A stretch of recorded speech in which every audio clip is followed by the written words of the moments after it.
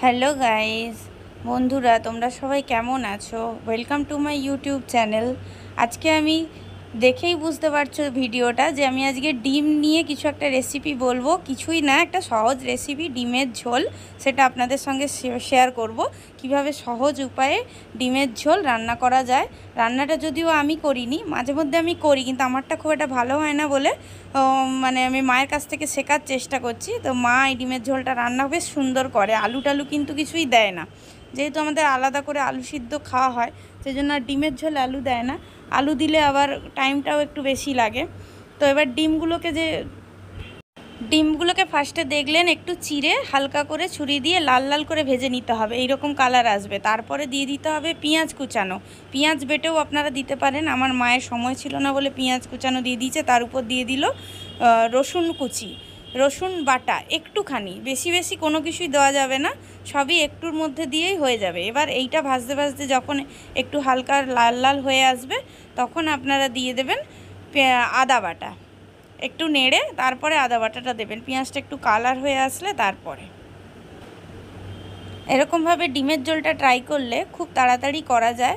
তো আজকে যেহেতু মাছ কম আছে, তো মাছ ভাজাও করছে মা অপোজিট সাইডে, সেটা শুধুমাত্র আমার ভাইয়ের জন্য, আর সেই জন্য ডিমের ঝোলটা করছে আমার জন্য।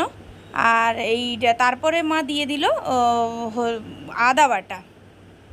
এটা আদা বাটা, রসুন বাটা, এগুলো সব আগের থেকেই করে রেখেছিল। তারপর জল দিয়ে তার মধ্যে দিয়ে দিল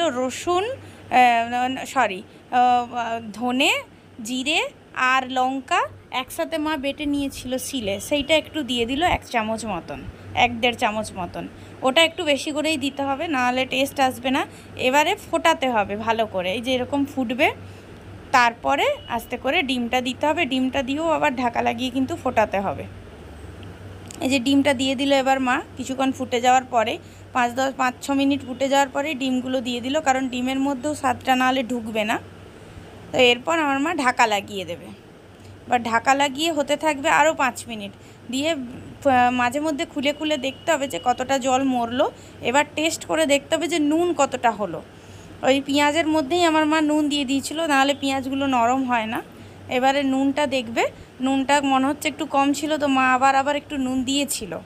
এবার কিছুক্ষণ ফুটবে, ফোটার পর যখন মনে হবে যে আস্তে আস্তে জলটা কমে এসছে, টেস্ট হয়ে এসছে ঝোলের স্বাদটা, তারপরে ডিমের ঝোলটা নামিয়ে নিতে হবে পাত্রে। তারপর ভাতের সঙ্গে গরম গরম খাবেন, ব্যাপক লাগে খেতে।